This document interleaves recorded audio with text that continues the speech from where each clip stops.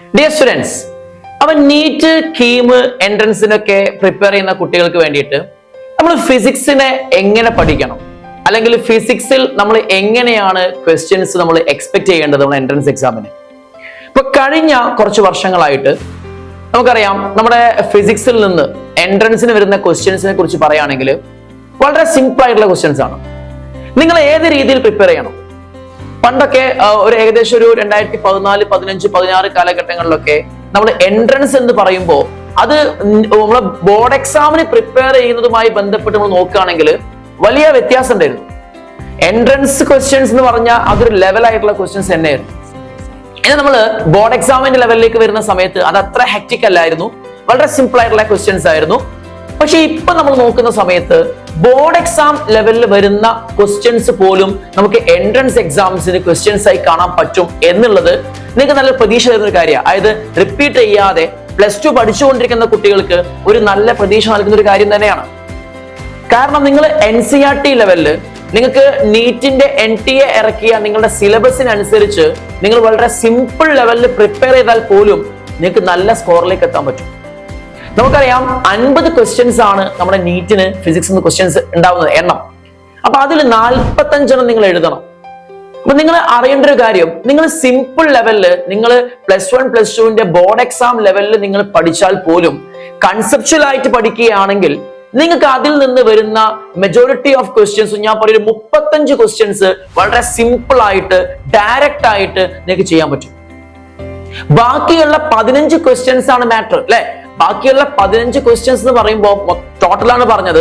നമുക്ക് ഇനി ഒരു 10 ക്വസ്റ്റ്യൻ കൂടെ മതി, 45 ക്വസ്റ്റ്യൻ മതി, 50 വേണ്ടല്ലോ. അപ്പൊ ഈ 45 ക്വസ്റ്റ്യനിലേക്ക് എത്താൻ ഒരു 10 ക്വസ്റ്റ്യൻസ് ആണ്. ആ ഒരു 10 ക്വസ്റ്റ്യൻസ് ആണ് കുറച്ചൊന്ന് ലെവലാക്കി അവർ ചോദിക്കുന്നത്. ബാക്കിയൊക്കെ നമുക്ക് സിമ്പിൾ ആണ്. അപ്പൊ നിങ്ങൾ പഠിക്കേണ്ടത് ഒരുപാട് ഡെപ്തിലേക്ക് ഇറങ്ങി പഠിക്കേണ്ട.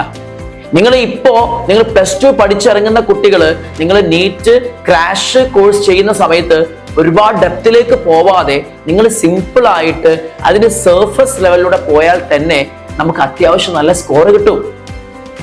ടെൻഷൻ ഇല്ലാതെ കൂളായി നല്ല വൃത്തിയായി പഠിച്ച് നിങ്ങൾ എക്സാം എഴുതുകയാണെങ്കിൽ ഞാൻ പറയും നിങ്ങൾക്ക് ഫസ്റ്റ് ചാൻസിൽ തന്നെ, അതായത് +2വിന്റെ കൂടെ തന്നെ നിങ്ങൾക്ക് എൻട്രൻസ് ലഭിക്കും. ഇനി ചെറിയ മാർക്കിന്റെ പോരായ്മ കൊണ്ട് നിങ്ങൾക്ക് എൻട്രൻസ് കിട്ടാതായി പോയി കഴിഞ്ഞാലും നിങ്ങൾക്കൊരു കോൺഫിഡൻസ് ആണ്, ഓക്കെ, ഒരു പ്രാവശ്യം റിപ്പീറ്റ് ചെയ്താൽ എനിക്ക് കിട്ടുന്നുള്ള കാര്യം, അല്ലെ? അപ്പൊ ആ ഒരു രീതിയിലേക്ക് നിങ്ങൾ കൺസിഡർ ചെയ്താൽ മതി. അറിയാം, എല്ലാവർക്കും ഫിസിക്സ് ആയിരിക്കും ഒരു പേടി സ്വപ്നം. കാരണം ഒരുപാട് ഇക്വേഷൻസ് പഠിക്കാനുണ്ട്, അല്ലെ? ഒരുപാട് ഇക്വേഷൻസ് ഉണ്ട്. ഇപ്പൊ റിപ്പീറ്റേഴ്സ് ലെവലിലേക്ക് നോക്കുകയാണെങ്കിൽ ഓരോ ചാപ്റ്ററും നമ്മൾ ഒരുപാട് ഇക്വേഷൻസ് ബൈഹാർട്ട് ചെയ്യുന്നു. ഞാൻ പറയുന്നു, നിങ്ങൾ എന്തിനാ ഒരുപാട് ഇക്വേഷൻസ് ബൈഹാർട്ട് ചെയ്യുന്ന മക്കളെ? ഒരുപാട് ഇക്വേഷൻസ് ബൈഹാർട്ട് ചെയ്യേണ്ട ഒരു ആവശ്യമില്ല. ഓരോ ചാപ്റ്ററിനും ബേസിക് ലെവൽ ഇക്വേഷൻസ് മാത്രം അറിഞ്ഞാൽ മതി. ബാക്കിയുള്ള ഇക്വേഷൻസ് ഒക്കെ നമുക്ക് സ്പോട്ടിൽ മേക്ക് ചെയ്യുന്നതേ ഉള്ളൂ. പിന്നെ എന്തിനൊരുപാട് ഇക്വേഷൻസ് ബൈഹാർട്ട് ചെയ്ത് ടെൻഷൻ കയറ്റണം? നിങ്ങൾ പഠിക്കേണ്ട രീതിക്കാണ് പ്രോബ്ലം. നിങ്ങൾ പഠിക്കുന്ന സിസ്റ്റത്തിനാണെങ്കിൽ നിങ്ങൾ പഠിക്കുന്ന രീതിക്കാണ് പ്രോബ്ലം. അത് മാറ്റിയാൽ മതി. നിങ്ങൾ ഒരു ടോപ്പിക് പഠിക്കുന്ന സമയത്ത് അത് എന്താണ് എന്നുള്ള കാര്യം നിങ്ങൾ സ്വയം ഒന്ന് ചോദിച്ചു നോക്കുക. ഒരു ടോപ്പിക് പഠിക്കുന്ന സമയത്ത് അതിൽ എന്താണ് മീൻ ചെയ്യുന്നത് നിങ്ങൾ വ്യക്തമായി മനസ്സിലാക്കിയാൽ മതി. അങ്ങനെ മനസ്സിലാക്കി നിങ്ങൾ പഠിക്കുകയാണെങ്കിൽ എൻട്രൻസ് ഒരു പ്രോബ്ലം ഉള്ള കാര്യമല്ല. എസ്പെഷ്യലി എനിക്ക് ആധികാരികമായി പറയാൻ പറ്റും, ഫിസിക്സ് ഒരു പ്രോബ്ലമേ അല്ല.